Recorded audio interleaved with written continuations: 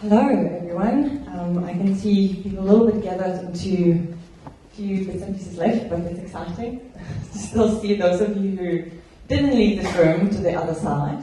And I just wanted to ask you, just so that we can start a little bit on a funny, more exciting space, is that those of you who have those tables in front of you, can you just search underneath if there is a little, maybe something like a business card stuck to this table from the bottom? Who has it? Thank you. Can you just introduce yourself, just your name and... I'm Rees, I'm from Rees. How easy is that? Okay. Now it's getting a little bit more difficult. Can I ask you, Naledi, a question? And you get another bag. No, there you go. If you had to rate the number of black-owned and black women-owned small businesses in your supply chain today on the scale of 1 to 10, in terms of you're happy with the number that you have to comply to your scorecard, how would you rate it? Being 1, really bad, 10, I have all the SMEs in the world, don't need more. 6. Wonderful, thank you. Just going to bring you the back right now. Thank you. And one more question. Can I ask you, last question. Sorry, I just get you. Vicky, thank you. From UNISA, great. Can I ask you, how would you rate your small businesses, black-owned, black-women-owned businesses, when it comes to quality and technology or technology innovation? So their innovative practices on scale 1 to 10, being 10 the best. So they're great, they're delivering great quality and innovative practices. 3. Thank you. Would you kind of agree with those numbers? Yeah? Yeah, so this is typically the case. I'm just going to quickly give the ladies the bags, because we don't want you to break your bags with all the stuff that you got here at the conference. And you can go to the gym. Wonderful. Great.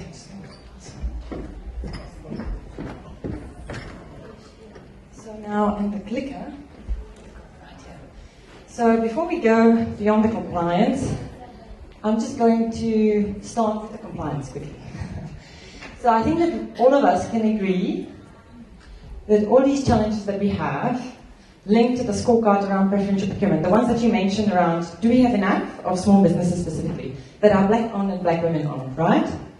I mean, that's at the end of the day, the compliance is going to say how good we did our job. And the biggest issue that companies have typically is obviously in the area that leads to black-owned businesses and EMEs and QSCs. Now, anywhere in the world, when we're talking about supply and development, we're talking about supplier centralization. Now, which is fantastic, because if you have 1,000 suppliers, you're going to cut it down to 200. How wonderful would that be, right? If you just need to deal with 200 companies, for example. Now, in South Africa, I love you folks, because you might have noticed my accent. I'm not from here. I had yesterday, we had a test in where I'm from. And few of the people got it. But essentially, I love South Africa, because whatever you throw at, you somehow just punch back. You're like the most resilient nation in the whole world, okay? So, I always say what's happening here on a Monday is like what's happening globally for a period of a year. It happens like on a Monday morning. So, and because you're such a resilient folk, you obviously deal with, in terms of the codes and everything that is coming, and we have to transform this country, we're basically telling you know what, we know that you're busy, and we know that you already had another 3 jobs to do, because those don't exist anymore, that you now need to do. And now on top of it, feast must fall, so you don't have that much money anymore left. So I'm going to give you an extra job, basically. Just, you're going to grow your supply chain to include more EMEs and SMEs. And guess what? These are SMEs, so they have no idea about your procurement practices. So good luck, and whatever time you have today, get on with it, right? So in order for you not to get depressed, I love that again. South Africans, like, you know, they have the excitement, the chutzpah when they get up in the morning. So they said, we're not going to call it supplier multiplication, because you would cry yourself to sleep. But we're going to call it supplier rationalization. How beautiful. It's like more, like you can digest it, right? So So, in any case, when you start talking about going beyond compliance, the journey to go beyond compliance, you need to actually start somewhere. And I always call it, it's always like packing a sleeping bag into a sack. Have you tried it, especially ladies? Okay, so this is basically what's happening. If you want to go beyond compliance, you need to take basically the compliance issues that you have, which is let's say the sleeping bag, and you have your corporate great big strategy, which is the small sack. And you basically try desperately, like, fit it into the sack. So that, and now, I don't know if you, like, especially ladies, but every time I pack sleeping bag, it's like, after 4 hours, and I go like, I want a marathon. It's tough to do it. So it's really a journey, and you need to be prepared for it, because you need to basically say, how can I actually achieve greater goals with what I'm doing, but within the parameters of compliance. So the key is actually, when you look at it further, is that where are we going exactly? And typically, obviously, practically, what you need to assess, firstly, is that how well you're doing in terms of procurement. Where are you sitting at the moment? How are you scoring? How much spend do you actually need to shift? And I think that often, we see companies having great ideas with what they want to do, but they actually don't have milestones, they don't know what they're measuring. They're trying to do something that is great, but they don't actually know whether they did a good job or a bad job. So if we look at practically, and I'm going to use one example from the mining space, and I'm going to just use some examples from the mining industry in terms of how we done that, that I think can relate perfectly into your environment in the university space. So firstly, typically you start obviously with great objectives around it. So once you do your preferential procurement analysis and you know how badly you're scoring around, especially the small business and spend with 51% plus black-owned businesses, then you obviously start understanding, okay, well, I have this spend, but now I need to shift to those small businesses. So I want to maximize my points. I want to obviously improve their performance, and that talks about innovation, technology, and other things. Integrate local suppliers into the supply chain, so that Mpho was already mentioning a lot around localization and how important that is. So that former minister as well, yesterday, talking about obviously localization together with Advocate, and incorporate new technologies to reduce costs in the long term. So that, I'm going to give you a few examples of how we've done it. Again, I mentioned that it's very important that you know what you're measuring and where you're going. If you don't do your preferential analysis straight up from the well, you actually don't know what you're shifting. And I find that that's the biggest challenge. So we knew exactly, for example, in that mining space, with the mining house, that we needed to shift 800 million in 10 months to black women-owned businesses. Now guess what? Out of the 800, we needed to shift another 300 in 10 months to local businesses. Okay? And then we were looking around performance of these companies. So we needed to reduce the effect rate by 3%, improve mean time to repair by 2.5%, injury frequency, delivery, attendance on site by the personnel of these companies, reduce total cost of ownership, and so forth. So we were actually very much looking and putting percentages and really drilling down in terms of what we wanted to achieve for these suppliers in line with the service level agreements by where. Increase spend with the local supplier, I mentioned that, and complete a proof of value, a proof of concept in 8 months through an Internet of Things technology firm, specifically linked to labor monitoring. So I'm going to share with you a few examples of that. Now, if you don't put measurements in place, and very, very clear measurements in terms of what you're doing, what you're shifting, how many companies, and monitoring it every single time. Have we shifted this? How many companies do we have now? How well they're performing against those targets? You're never going to get there. Essentially, it's going to look something like, well, then you can measure really anything. You might want to measure the number of people drowned by falling into the pool and correlate it with the number of films that Nicolas Cage appeared in. And there might be a small correlation, but who cares? So be really careful, guys. What is it that you're measuring, and what is it that you're benchmarking it against? Okay? So these are really key things. Measuring it, make sure that your output is very clear so that you can relate to it. So when we were dealing with the number of, we needed to increase the supplies, local and so forth, technology was discussed today very much, and I'm really excited because I'm going to share with you those two examples that actually relate to technology. So firstly, what we incorporated is a business-to-business trading platform. So it actually allowed companies, SMEs, to register onto the platform, portal, profiles themselves, really clear stating what they're doing, in which category they can supply with, and we force them to choose one. Because you know, if you ask anyone what do you do, they tell you, what do you want us to do? Anything. So we force them very clearly to say, no, this is choose one, and they would be very clearly linked to that one. This is another example in terms of how it looks like. So it's an online platform that is actually available as well for the SMEs on their tablet phones, wherever they can access it. And they can actually get access to latest opportunities that were issued by the mines, and the mines could see the companies that were actually added onto the platform. Now this is exciting, because I'll tell you what's exactly happening in your universities, because I've spoken to a lot of you since yesterday. And you have the same problem that the mines had. The problems with the mines was procurement was tearing their hair out because the mine manager and the end user on site were doing their own thing. So, and there's no chance they could actually convince them otherwise. There was no chance that they could convince the mine manager to change the supplies that they were dealing with for 20 years.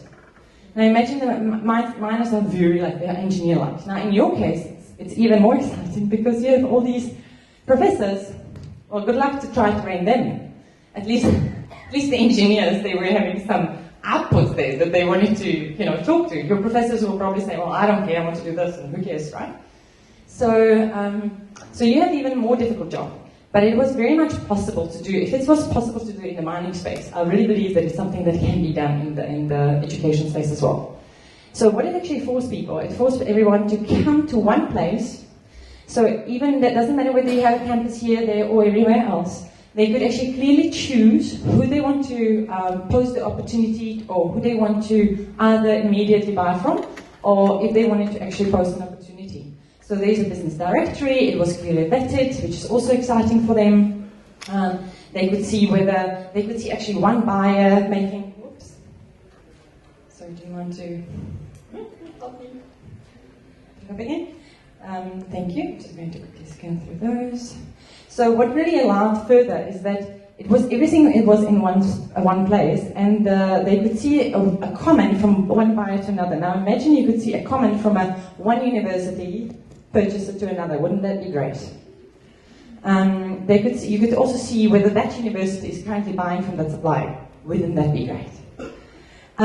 So we've done it, and now we started with one mining house, and now, believe it or not, we have another mining house that we're implementing it. We're speaking to another mining house now that they want to implement it, and the Chamber of Mine is saying, please, can we do it for the industry? Because it makes sense. Everything is on place, and you're trying to get people together to actually do centralizing it, but not having their headache. So use technology smartly here. That's actually what it does. So you can post opportunities, and what's exciting is that these actually SMEs can get those opportunities straight to their phones. So they know exactly what's happening as well. And then you're dealing with localization, because you can ring fence. When you actually post the opportunity, you can say, I want to post it for that category within 50-kilometer radius of my university, for example. So again, I think it's something which should be definitely looked at, especially in your environment. And the second example I would like to touch on today is the exciting things of IoT. Now you're going to hear a little bit more around it. You've heard a lot about technology, virtual, and already we had Accenture talking about it as well, and I know they're going to share some more things around IoT. But I'm going to share with you how we actually practically done it. Because I'm telling you now it's happening. You will talk to let me not overexaggerate, 10 of service providers, from Siemens to probably HP as well, to Honeywell, to whoever, GE, whoever is in the Internet of Things. But the problem is that the problem with that is that you actually don't have budget to be buying now everything new, right? Because who has the money to be now buying everything that is digitally connected? Because that's the problem. We partnered, actually, we've done a whole research around it and spent a lot of effort to actually find one company that can deal with archaic type of machinery. If I say archaic, it's really anything from an aircon or anything that has an analog system to a smart system as well. And it connects through sensors. It actually connects all of these together.